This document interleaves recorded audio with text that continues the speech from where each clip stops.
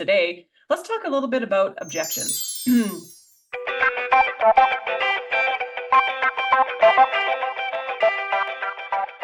We talk a lot about practice growth in this group, about being a good leader, about how to balance your life and work and all of that good stuff. And this is a topic that comes up quite often when I'm talking to people one-on-one about their practice. And so I thought, oh, well, let's cover some of the big ones here today. And I'll give you a few of the little tidbits that we talk about when we try to solve this one-on-one. Each and every one of us who works in a dental or specialty practice is going to be presenting treatment to people, meaning selling treatment to patients, and we want them to say yes to the things that we are offering to them. And I know people don't love the word selling, but I don't think it's a dirty word. It's basically what we're doing. And there's going to be either yourself, or you'll have a treatment coordinator or maybe an assistant or someone in your practice who is going to be the one who actually sort of like is the one trying to close the deal, like get them to say yes, get them to sign up, get them to do the thing you're asking them to do, getting them to fix the problem that you've identified that they have and that you have the solution for. And so I wanted to talk today a little bit about some ways that you could either yourself or could train a team member on addressing a few of the common objections that come up when this happens. Now, I'm definitely not going to cover all of them because my TCs do this now, so I don't hear them all the time. But man, if there is an objection I don't cover here that you feel like comes up a ton in your practice, let me know, and then I'll do my best to give you some verbiage, some wording, some scripting that maybe you can work in with yourself or your team to be able to work on overcoming that objection. And I'm gonna caveat this little chat today with this, which is that there will always be objections. You will be able to overcome a lot of them. You will not be able to overcome all of them. And not 100% of people who come to see you will want to or be able to go ahead with the treatment that you recommend, and that's okay. I think if in your practice you have a conversion rate or a treatment acceptance rate of higher than 70%, then you're probably doing a really good job. Really good. If you're over 80%, you are killing it.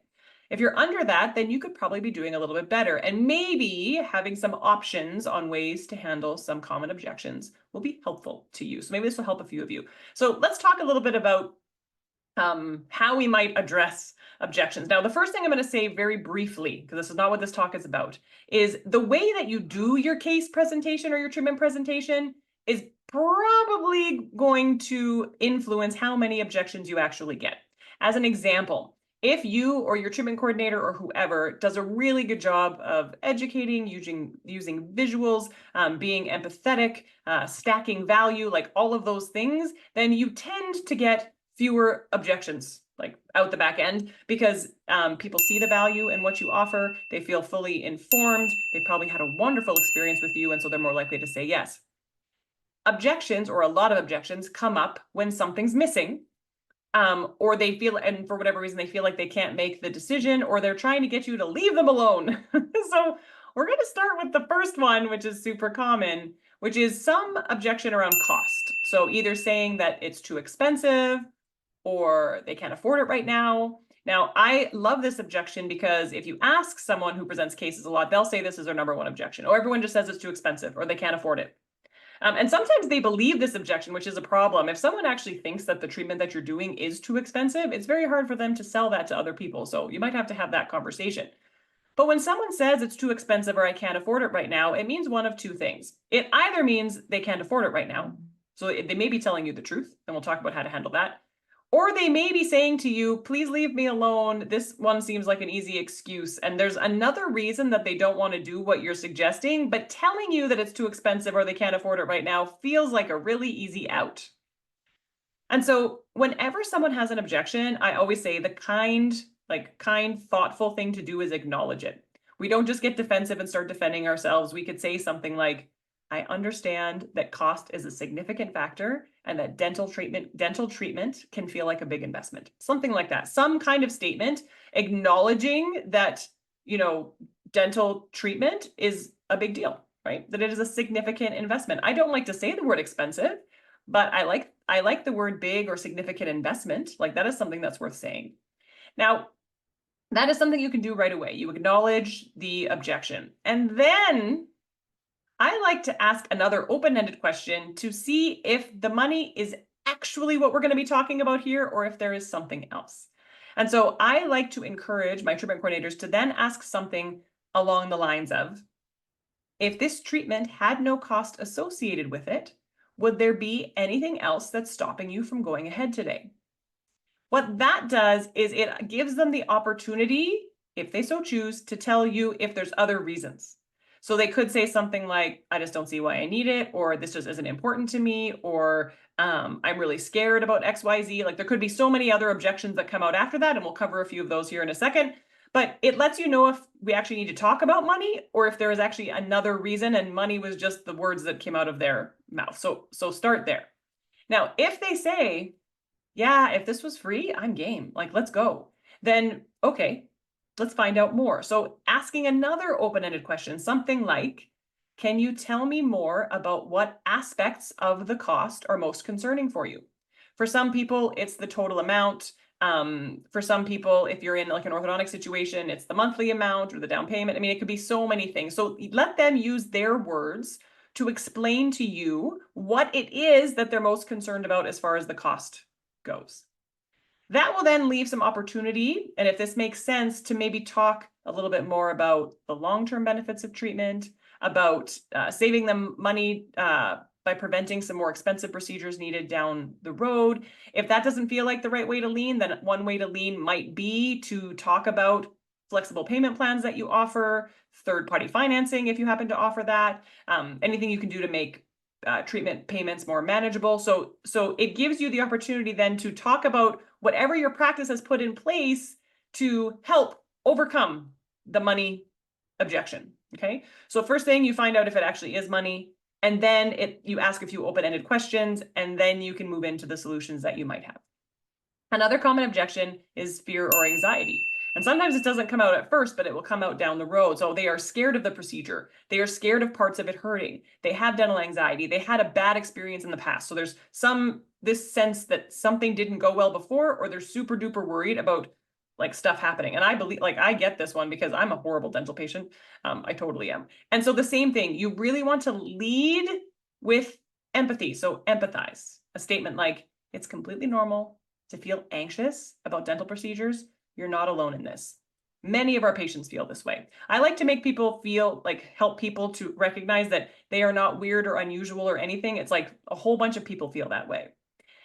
Then again, you ask them a question. Can you share more about what specifically worries you about the treatment? You want to gather from them as much information as you possibly can, so that then you have an opportunity to reassure and educate, or like whatever, or share success stories of other patients who've overcome that same fear. So you want to be able to like move somewhere else. So as an example, maybe you offer sedation. Maybe you have certain appointments at certain times where you can take extra time and explain every step and walk through it, very slowly.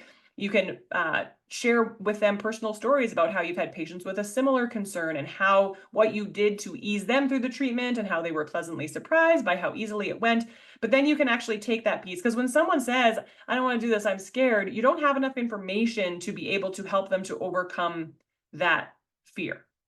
So you'll see a common thread here. We always empathize and then we explore. So we empathize and then we explore, and then it helps us to address the objection in the best way that we can with the information that we have. Otherwise, we're just guessing. We actually don't really know. You could get objections around time. Someone says, oh, I don't have time to do that today or ever. My schedule's too busy. I can't fit in a procedure that takes 2 hours, or something about their schedule that's making it not possible. Same thing. We empathize first. We acknowledge the challenge. I know that fitting dental treatment into a busy schedule can be tough. What part of the timing or schedule is most challenging for you? Same thing. We empathize, we explore. Because when someone says they're too busy, we probably need some specifics about that. Maybe they think that we don't have appointments at times that work for them. Maybe they think this sounds like it takes a long time, but it doesn't actually take a long time. Maybe this isn't their actual objection, and by digging a little bit, we will find out that there is something else, like they're scared, or like they're worried about the money, like maybe there's another piece there. And so we want to ask more questions, and then we can offer flexible solutions if we have them, right? We can arrange appointments that fit into their schedule. Maybe we have super early morning appointments or late afternoon or evening appointments. Maybe there's a certain time of day that really does work for them, but only sometimes, and we can make that happen. We can educate a little bit about using the latest technology to make procedures quicker, maybe more efficient, so they can get back at it as quickly as possible. So it's always the same pattern. We empathize, and then we explore, and then we offer solutions, okay? Now, here's another one that I like, which is, do I really need this? Isn't this something I can wait on? Like, how urgent is this? Do I have to do it? We probably get this one all the time. Now, I get it a lot in orthodontics because people want to know, like, what's the age window or range that they should address something. And so they're asking us to give them some type of window or to explain to them when it actually is. So we do the same thing. We validate the concern. It's wise to question whether treatment is truly necessary. Would it be helpful for me to explain why the doctor has recommended this treatment and what would happen if we delayed it or didn't do it at all? So again, we empathize and then we explore, right? Would it be helpful for me to explain? Now, if they say no, because I'm not doing it no matter what, well, then we take a different tact. But maybe what they need is more education. Seeing is believing. Do you need to show them something? Do you have before and afters that you can show to them? Is there something, do you have diagnostic images of them? Like, what can you use to illustrate to them the necessity of this? What do you need to educate them on about costs in the future if they don't do something about it now? But we can't just jump to defending ourselves. So if someone says, do I really need this treatment? And you go, well, of course you do. The doctor wouldn't recommend it unless it was needed. We come off a little crass and kind of pompous when we do things like that. And so it is better to always acknowledge the concern, validate the concern, ask for more clarity on it, and then do what you can. Here's another one. Maybe someone doesn't, this is similar to the previous one. Maybe someone really sees no reason, and it doesn't matter what you say to them, they just keep saying, nah, I'm not going to do it. Not important to me. Basically, I get that you're saying I need this, and maybe I understand why I do, but it is unimportant. This isn't important to me. I don't want to do it. There's a few questions you can ask to see if that's truly the case. Now, you can't make someone care about something that they don't already care about, but you can lean in to see if that's actually the truth or whether they're just giving you that as an excuse, right? And don't feel bad if someone doesn't care about their own health. It's not your problem. That's their problem. But you can ask these questions. So I would ask them, how does it affect your daily life? So let's say someone comes in and they've got a broken tooth. They came in because they have a broken tooth. You're telling them that you can fix the broken tooth with a crown, and they're just like, nah, it doesn't bother me that much. I'm not going to do it. Well, they came in because it did bother them at least a little bit. Let's be fair. And maybe there is another objection underlying it, but you can find out how it affects their daily life. Now, they could say, oh, it's really rough on my tongue, and like, I keep catching it when I'm eating certain things. You can say, well, are you okay living with that? And if they say no, well, then you talk about fixing it. And if they say yes, you say, okay, fair enough. Can you call me first when it starts to bother you so I have an opportunity to address it for you, right? So you open the door. So you leave it wide open for them to come to you if they decide that it's time to fix it. If they actually care enough that they're going to do something about it, right? And I love questions like that. I love being able to probe a little bit deeper with someone in like a super friendly, relaxed way. These questions shouldn't feel like you're peppering someone with questions.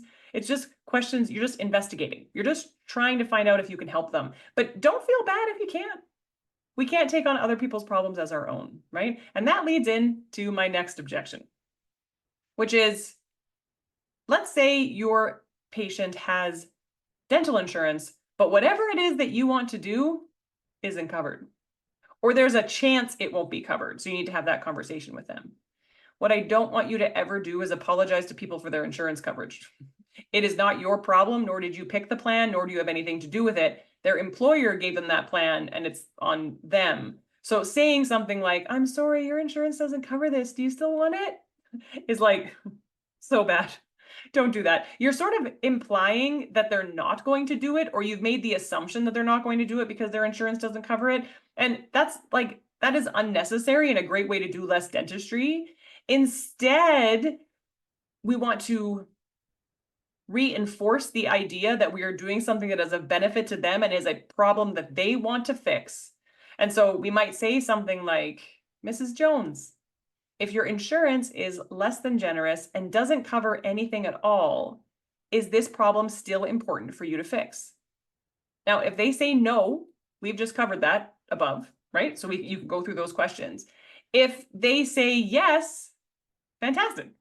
Then we just keep on going. We fix it. We fix it today, we fix it tomorrow, we fix it next week, whatever that is. If they say no and you walk through the questions and like it's not really a concern right now, then basically you just offer and say, great, will you call me when you're ready to do something about it? And they'll say, sure, doc. Then you move on, right? The last one I'm going to cover is one that we get quite a bit. So my office's fees are quite a bit higher than not every office in the city, but the vast majority of them. And so we'll often get the comment, you are more expensive. So, oh, well, you're more expensive than the people across the street. Or I went and saw an office, over here and they were less expensive than you. We do the same thing. We empathize. Mrs. Jones, you're right. We are more expensive than some offices in the city, and we are more affordable than others. Right? So we acknowledge the objection. And then we ask a question. Mrs. Jones, when you're looking to invest in the best for yourself or your child or whoever we're talking about, is the cost your only deciding factor? And of course, most people will say no. Some people will say yes. We already talked about this, right? Some people will say yes. They'll say, yep, money is the only thing. And then you can lead into how you make it affordable, all of your flexible options. You can lean into the value that you provide that maybe is different than other offices. So you can then you're in a position where you may have to try to justify your fees. If they say no, which is the vast majority of people, then you can dig into that. Great. What other things are important to you when you're considering investing in your health? And they will tell you. And then that leads you on to another conversation. So overcoming that objection becomes very easy when they admit to you and themselves that money is not the only thing. And we know that's like true for the vast majority of people, whether they'll admit it or not, because we all make purchase decisions that are not just based on logic. We make them based on emotion and all kinds of other things. I hope that helped a little bit today with objections and maybe doing some objection training in your office. The key things to remember are to empathize and explore. So if you lead off of any objection with those two things, you're going to be in a much better position to address the objection or to overcome the objection, or at least head down a more productive conversation path than just accepting the objection and shutting her down, which is a lot of people will do because they feel uncomfortable when someone gives a no reason. And so then they just shut her down. I don't think an objection is a shut her down statement. It is simply the patient expressing to you something that's on their mind that may be limiting their ability to make a good decision about this right now. And so if you're good at asking open-ended questions and empathizing with people, not taking it personally, not becoming defensive, then way more patients will say yes to you and to the treatment that you're recommending, and will come back and see you in the future if they decided they couldn't do it now, but they know they can do it later. Hope you guys have a wonderful Wednesday evening, and I will see you next time. Bye-bye.